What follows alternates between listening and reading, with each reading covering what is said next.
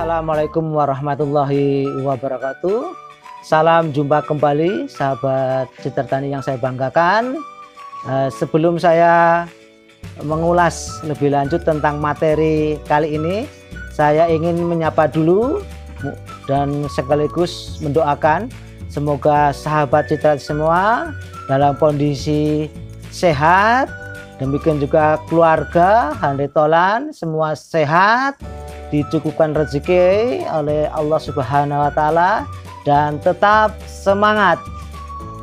Sahabat Citra Tani yang saya banggakan, untuk video kali ini saya ingin berbagi tips bagaimana memilih jagung manis yang berkualitas, tentunya manis, renyah, dan seger. Untuk itu simak video selengkapnya ya. Selanjutnya saya ingin menunjukkan penampilan, pandangan mata secara telanjang, kenampakan secara telanjang, mana jagung manis yang berkualitas, mana yang tidak ya. Kenapa tema ini saya angkat?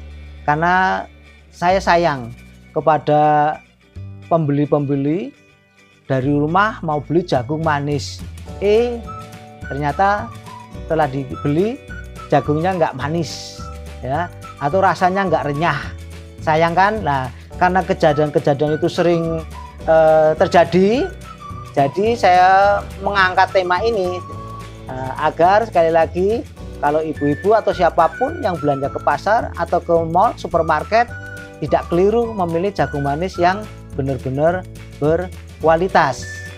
Nah, sahabat Citra Tani, ini saya kasih contoh ya ini. Jadi jagung manis yang benar-benar berkualitas tuh bisa dicirikan nih dari warna. Dari warnanya sudah kelihatan kuning, kemudian biji-bijinya itu rinik-rinik bagus. Tahu rinik-rinik jadi nih. Nah, enggak terlalu kegedean kayak gigi ya. Kalau sudah kayak gigi, atau kalau saya seringnya wah sudah kayak bentuk gigi kuda. Nah, kalau ini enggak, masih begini rapi ya, rinik-rinik. Nah, kemudian ini penampilannya atau penampakan luar. Kemudian ciri lain adalah ini rambutnya. Saya sering nyebutnya rambutnya aja biar mudah, karena kalau bahasa ilmiahnya ini sebenarnya bunga betina ya, bunga betina dari jagung. Nah, tapi lebih enaknya saya mengatakan rambut-rambutnya aja. Rambut yang ini, yang warnanya seperti ini, jadi putih ya, putih agak kekuningan, ini enggak coklat hitam itu ya.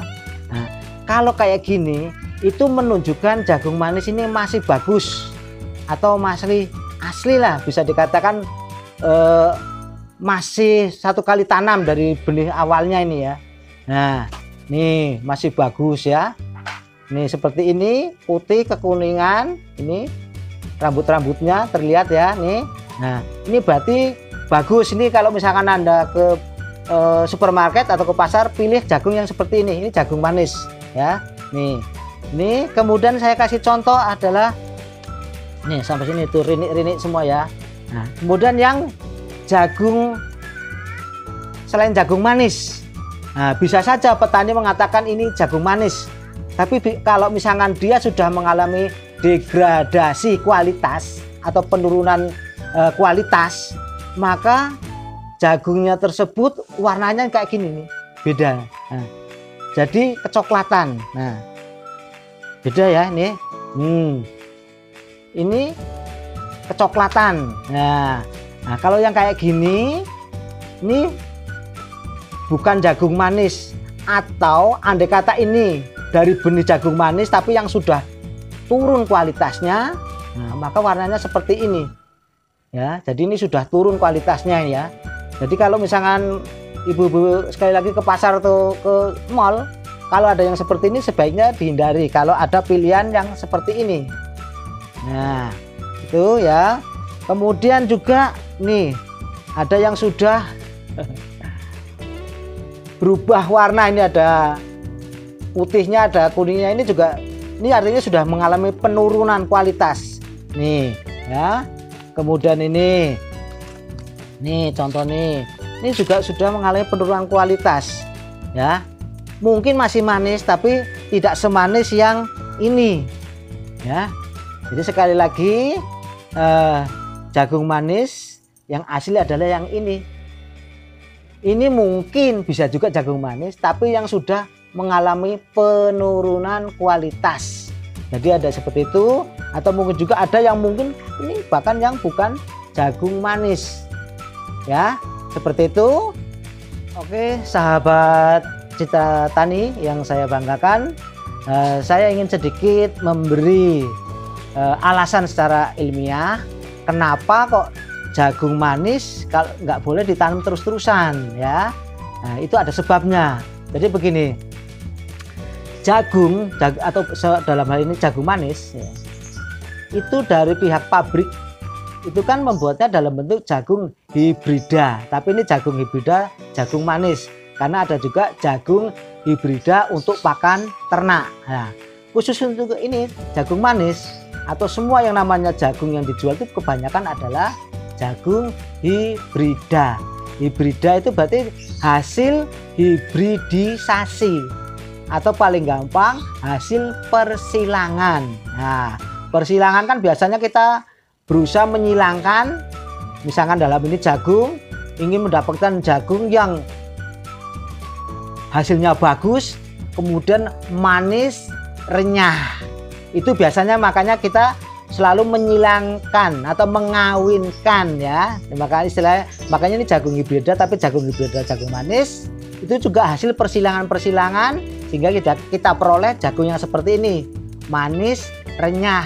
Oke, selanjutnya saya ingin menjelaskan kenapa kok jagung manis bisa mengalami penurunan kualitas. Jadi bisa saya katakan begini, petani itu kan kalau nanam di lahan kan juga tidak bisa melarang orang lain menanam yang bukan jagung manis ya. Jadi kita nanam jagung manis tapi yang lain misalkan enggak. Nah, jagung manis ini kan nanti akan mengalami penyerbukan silang yang disebabkan oleh apa? Angin. Jadi misalkan ya jagung tani yang sebelah misalkan nanamnya jagung biasa, kemudian pas bareng sedang berbunga, baik yang punya kita yang jagung manis maupun yang tidak, nah, nanti ada penyerbukan silang yang disebabkan oleh angin ya.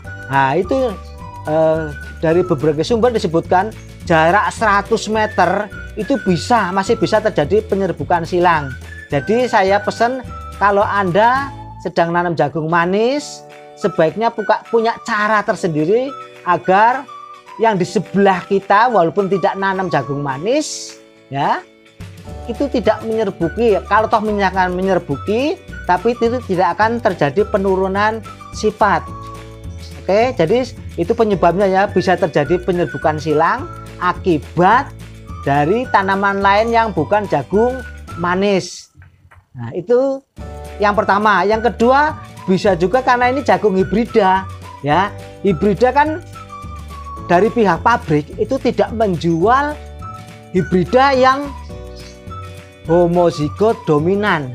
Jadi ini hanya penampakan aja bagus, tapi ada gen resesif atau gen yang tersimpan yang tidak bagus suatu saat bisa muncul kalau terus-terusan ditanam. Nah, kalau udah warnanya kayak gini, berarti pas ini kebetulan gen resesifnya yang tersembunyi. Jadi walaupun ini penampakannya bagus, tapi ada menyimpang gen resesif yang tersembunyi yang bisa muncul setiap saat.